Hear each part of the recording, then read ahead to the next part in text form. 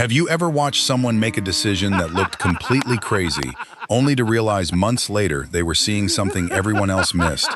Because that's exactly what happened to one American farmer whose neighbors laughed, shook their heads, and quietly prepared to watch him fail.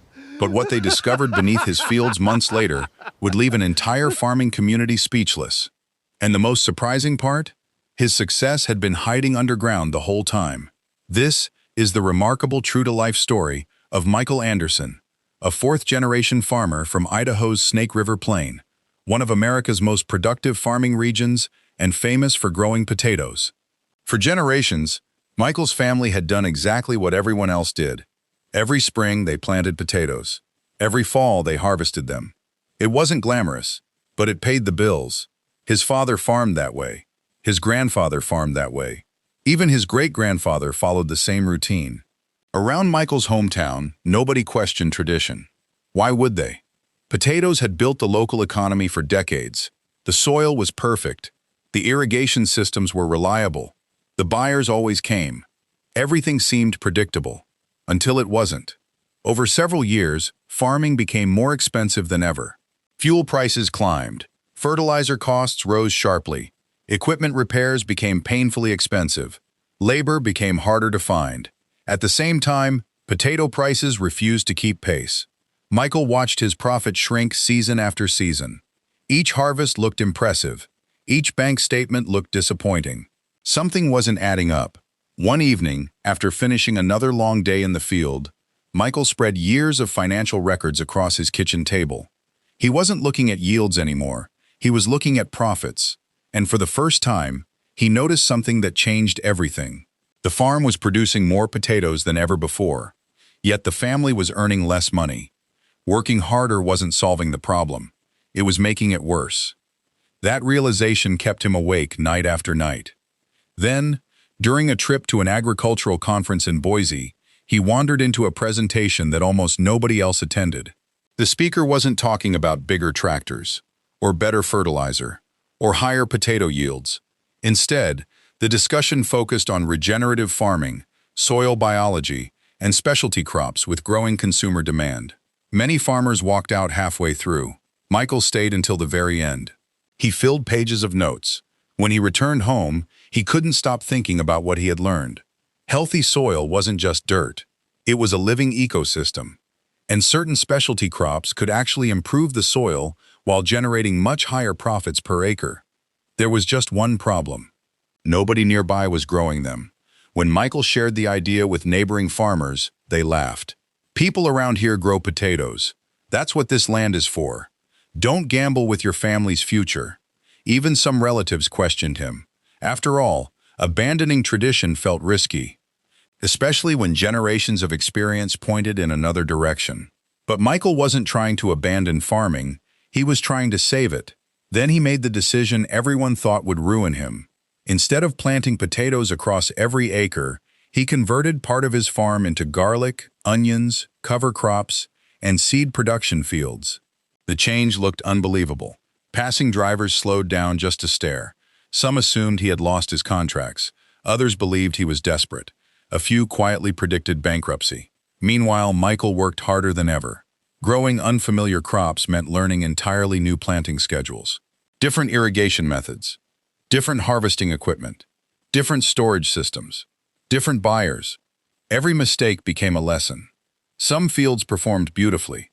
Others failed completely. There were days when he wondered if everyone else had been right. But one thing kept encouraging him. The soil. Every time he dug into those experimental fields, he noticed something different. The ground felt softer. Earthworms became more common. Water soaked in faster. The crops looked healthier. The land itself seemed to be recovering. Then came another unexpected move. Instead of selling every crop immediately after harvest like most farmers nearby, Michael invested in storage and direct marketing. It wasn't cheap. Friends thought he was throwing even more money away. But he believed timing mattered. When everyone else sold at harvest, prices usually dropped. Months later, supplies became smaller. Prices often climbed. Waiting required patience. It also required confidence. Neither came easily. Then winter arrived. Market prices began changing. Slowly, Then faster. Garlic prices strengthened. Onion demand increased. Seed contracts became more valuable. Michael watched numbers on his computer climb higher than he had expected. For the first time in years, he wasn't just covering expenses, he was making real profits. The same neighbors who had doubted him began asking questions. What exactly are you growing? How are you getting those prices? Who are you selling to? Michael didn't brag.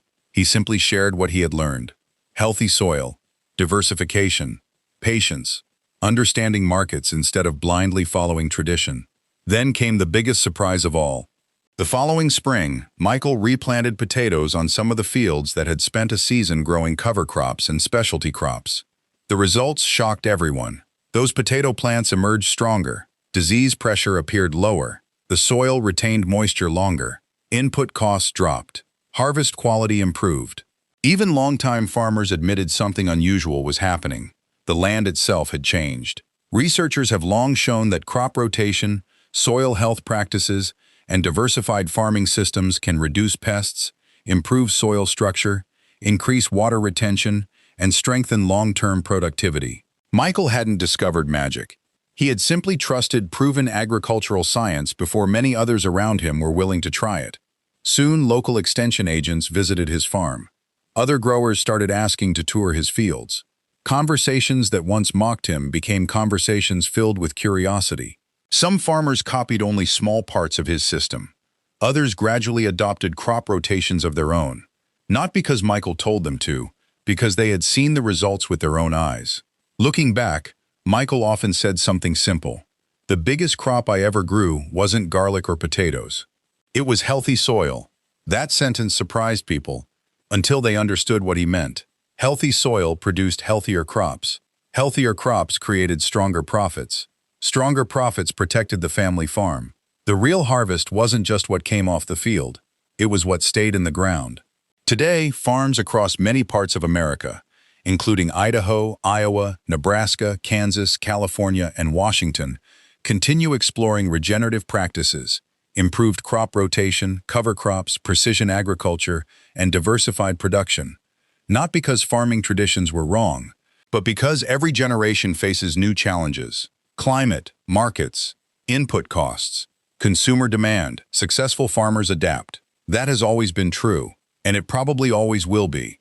Michael's neighbors eventually stopped calling his ideas crazy. Instead, they started calling them practical. His children now grow up seeing farming differently than previous generations. They still respect tradition, but they also ask questions. They study new research. They test new ideas on small pieces of land before expanding. They understand something every successful farmer eventually learns.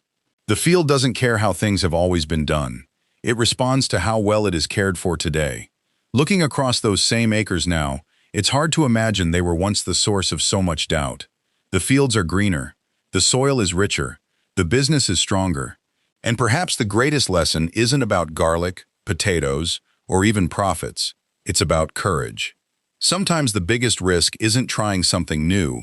Sometimes the biggest risk is refusing to change when everything around you already has. The farmers who laughed weren't bad people.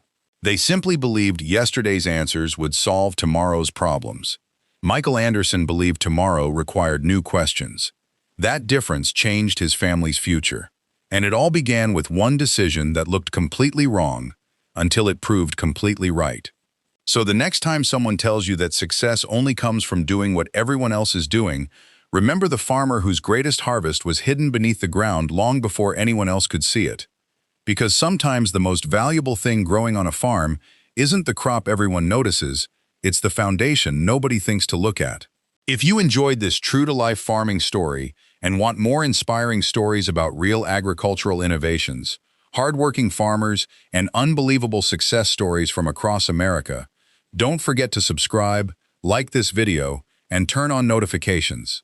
You never know which incredible farm story we'll uncover next.